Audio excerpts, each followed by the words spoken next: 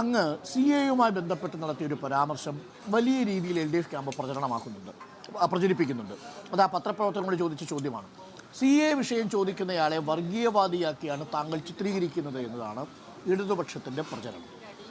ഏതു സാഹചര്യത്തിലാണ് അങ്ങ് അങ്ങനെ പറഞ്ഞത്? അതോ തെറ്റിദ്ധരിച്ചതാണോ? ആ കോണ്ടെക്സ്റ്റിൽ നിന്ന് മാറ്റിയാണോ അത് പ്രചരിപ്പിക്കുന്നത്?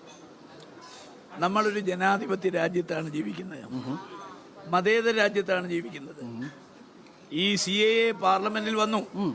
ഇനി ദേശാഭിമാനിയും മാർക്സിസ്റ്റ് പാർട്ടിയും വ്യാജ പ്രചരണം നടത്തുന്നു. പാർലമെന്ററി നടപടികളെ കുറിച്ചുള്ള അജ്ഞതയാണ്, അല്ലെങ്കിൽ ബോധപൂർവം ജനങ്ങളെ തെറ്റിദ്ധരിപ്പിക്കുകയാണ്.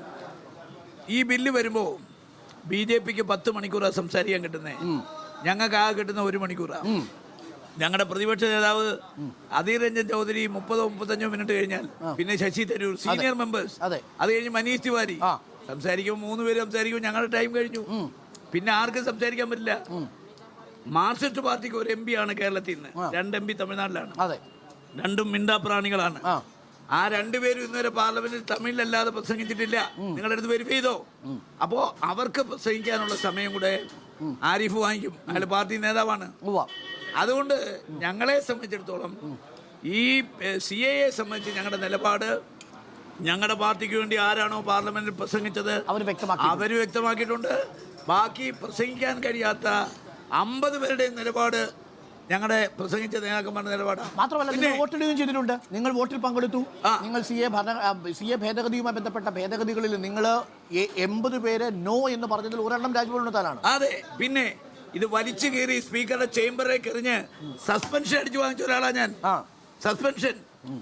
പൗരത്വ ഭേദഗതി ബില്ല് കൊണ്ടുവന്നപ്പോൾ ആ ബില്ല് വലിച്ചു കയറി സ്പീക്കറുടെ, അതിന്റെയൊക്കെ വിഷ്വലുണ്ട്, അതെടുത്ത് ഇവരെ കാണിക്കേ. പക്ഷെ എന്നിട്ടും ആ ചോദ്യം വരുമ്പോൾ അങ്ങ് എന്തിനാണ് പ്രകോപിതനല്ല. ഇവർക്ക് ആവശ്യം, ഇവര് തികച്ചും വർഗീയമായ ചോദ്യങ്ങൾ മാത്രമേ ചോദിക്കൂ. ഒരു ചോദ്യത്തിന് ഉത്തരം പറഞ്ഞു കഴിഞ്ഞാൽ വീണ്ടും വീണ്ടും റിപ്പീറ്റ് ചെയ്യാണ്. ഞാൻ പൗരത്വ നിയമത്തെ കുറിച്ച് എല്ലാവരെയും ബോധ്യപ്പെടുത്തി കൊടുത്തു. പക്ഷേ സംശയം തീരാത്ത ഒറ്റയാളേ ഉള്ളൂ, അത് ദേശാഭിമാനിയാണ്, കൈരളിയാണ്. എനിക്ക് അവിടെ സംശയം തീർക്കാൻ പറ്റില്ല. കാര്യം അവര് വന്നിരിക്കുന്ന എന്തിനാ? ക്ഷീരമുള്ള ഒരു അകടിൻ ചുവട്ടിലും ചോര തന്നെ കൊതുകിന്റെ കൗതുകം. പാല് കുടിക്കാനല്ല വന്ന്, ചോര കുടിക്കാനാണ്. അപ്പം എന്തെങ്കിലും എന്റെ വായിൽ നിന്ന് വീണ് അത് ഹൈലൈറ്റ് ചെയ്ത് എന്നെ അപമാനിക്കാൻ, അവഹേളിക്കാൻ, അപകീർത്തിപ്പെടുത്താൻ, ഈ മുസ്ലിം കമ്മ്യൂണിറ്റിയെ എനിക്ക് എതിരാക്കാൻ ഉച്ചകുത്തി, ഞാൻ നിങ്ങളെ വെല്ലുവിളിക്കുന്നു, ഉച്ചകുത്തി തപസ് ചെയ്താൽ ഇവിടുത്തെ മുസ്ലിം കമ്മ്യൂണിറ്റി എനിക്ക് എതിരാവില്ല. കാരണം ഞാൻ ആരാന്ന് അവർക്കറിയാം. ദേശാഭിമാനി സർട്ടിഫിക്കറ്റ് വേണ്ട, കൈരളി സർട്ടിഫിക്കറ്റ് വേണ്ട. പൗരത്വ നിയമ ഭേദഗതി കോൺഗ്രസ് അധികാരത്തിൽ വന്നാൽ റദ്ദു ചെയ്യുമെന്ന് പറയാൻ ഒരു സംശയം പോലും ഇല്ല. താങ്കൾക്ക് ഒന്ന് ആലോചിക്കേണ്ട സംശയം പോലും ഇല്ല. റദ്ദു ചെയ്തിരിക്കും. ചെയ്തില്ലെങ്കിൽ അതിശക്തമായി ഈ പാർട്ടിക്കെതിരെ ഞാൻ പ്രതികരിച്ചിരിക്കും.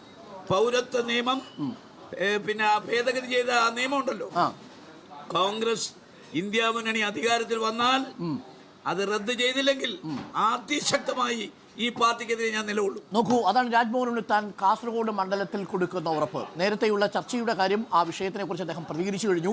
പാർട്ടി അങ്ങനൊരു നിലപാടെടുത്തെങ്കിൽ ആ പാർട്ടിക്കെതിരെ പോലും താൻ ഒരു നിലപാടെടുക്കുമെന്ന് രാജ്ഭവൻ ഉണ്ണിത്താൻ അസന്ദിഗ്ധമായി തന്നെ കാസർഗോഡ് വോട്ടർമാരോട് പറയുന്നു. It's very clear.